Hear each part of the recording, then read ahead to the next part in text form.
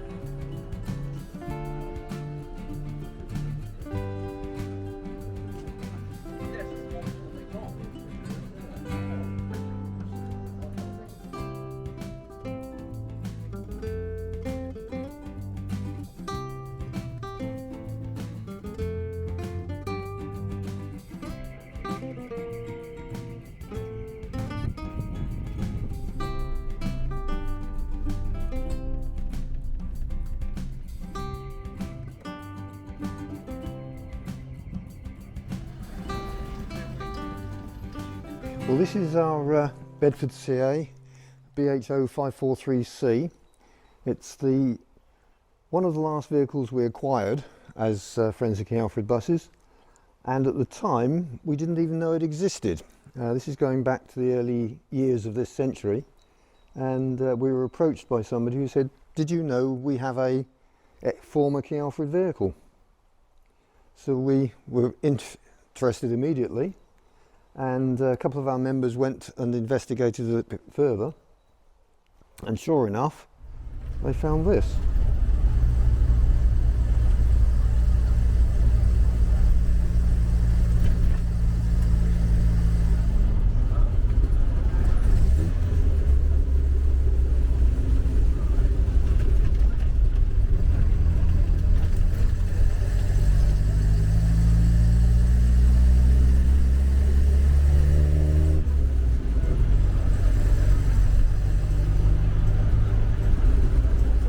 In times gone by, people parking their cars on the street in the UK were required to show a light, red to the rear, white to the front, on the side of the vehicle that was adjacent to the running lane. Now, our Bedford CA, amazingly, has a little device on each side associated with, but separate from, the direction indicators, which is actually the provision of a parking light. One unusual feature of these vehicles is these parking lights, which you could put on, because in the 60s you had to have parking lights on, and so there was only one bulb used. They used these, which shows red at the back and white at the front. And if we go round to the near side, you'll see if it's parked on the wrong side of the road, you have the red and the white showing correctly.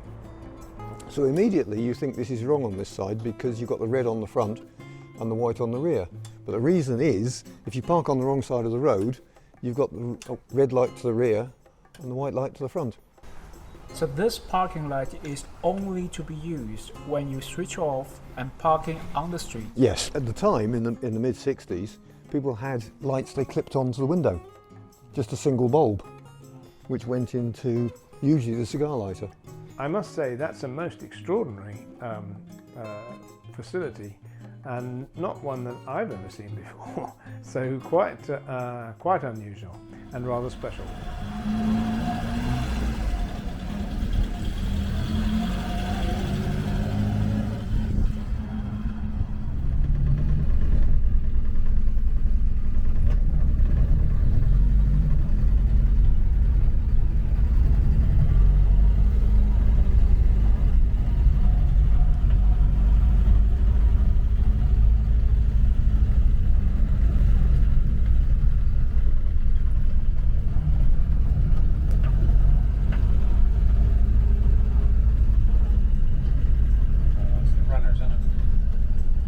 In the mid-1960s, the Chisnall, the two brothers, Bob and Fred, who were the sons of the founder, the governor, Robert Chisnall, their sons were beginning to get interested in what might be going to happen to the business. And Bob Chisnall's son, Robert, known to us as young Robert, who now in his 80s, of course, he took a lot of interest in the coaching side of the business. And one of the things that they managed to do in the mid-1960s was to win a contract with King Alfred's College here in Winchester, which was the teacher training college for Hampshire, very well known. And the contract that they got was to transport all the trainee teachers from Winchester, where they were living, to schools where they were learning by doing, effectively teaching in various schools across the county. And this was affected by a number of ways, one of which was to take them by minibus.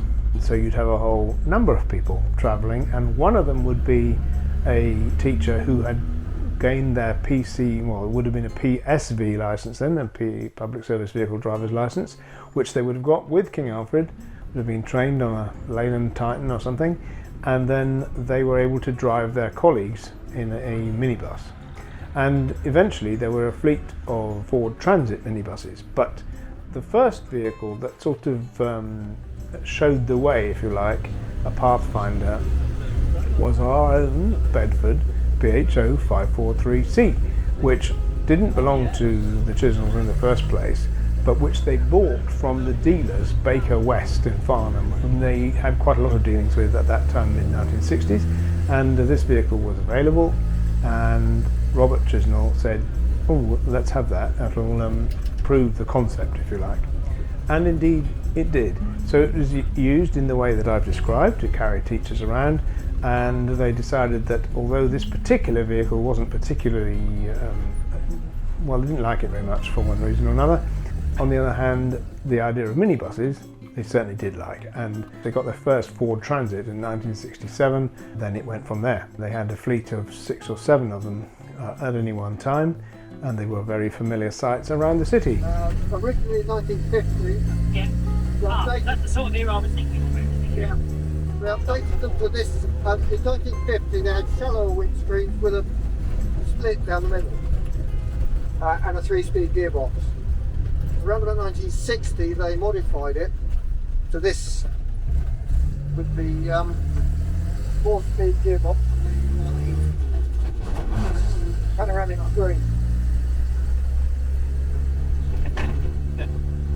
But the standard Bedford usually have a sliding door. Yeah, that's what I've heard people saying that. Yeah. That's why I wasn't sure of the distance Yeah. of the doors. Oh, it is. This is a Martin Water Utilibus, but you can see from the plate over there. And they used the trademark Dormobile. Yeah. And they did these sorts of bodies on Land Rovers, Bedfords, and Volkswagens Oh, as well. And it was in a bit of a state and had to have a lot of restoration work done on. So we acquired it in 2004 and did nothing with it apart from dry store it for the next about 9 years. And once we'd finished another restoration, we decided to start on this one. So that started around about 2013, and we finished it in 2019, and it made its debut, repainted in a King Alfred coach livery, which it never actually wore when it was owned by King Alfred. It was only owned by the Chisnells for a very short period of time, and used apparently very little. But it was a genuine King Alfred vehicle, although second-hand, one of the few second-hand vehicles bought by King Alfred. So it's had a thorough restoration, new seats, rebuilt engine, new floor, and finally the paint job. So that was done in 2019, and here it is now. So our little minibus is the first of the type, and it genuinely did belong to our Chisnell & Sons Limited, so we feel thoroughly respectable in presenting it as a King Alfred vehicle, and the only liberty that we've taken is to paint it into the proper King Alfred livery, whereas in reality it wore the livery of its original owners through the time, which was Epsom coaches. In a way, this Bedford minibus is more than it looks, because it showed the way to the King Alfred's College contract, which was a very key part of the King Alfred business in the late 1960s and early 1970s.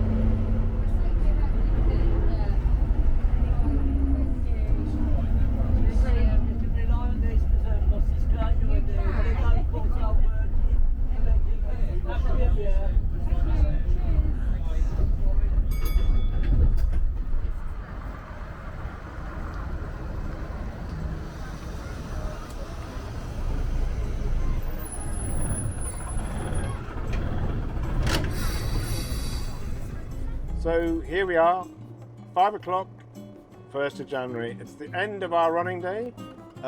I won't say the sun has shone all day because it hasn't shone at all, but it was dry until 3:30 really, and lots of people have come to join us, and we've all had a lot of fun.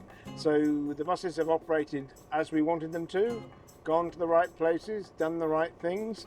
We've had loads of sales at the sales stand, and overall it's been a grand day. And in some ways it doesn't matter if the weather's a bit crummy, because that's what happens in real life. So now that's the end of 1st of January. Our next focus is on 1st of May, when hopefully the sun will shine all day, and of course it's longer days, warmer days, drier days. Well, that bit we can't guarantee. But anyway, it's been a great day today, and hopefully everybody's enjoyed themselves. We certainly have.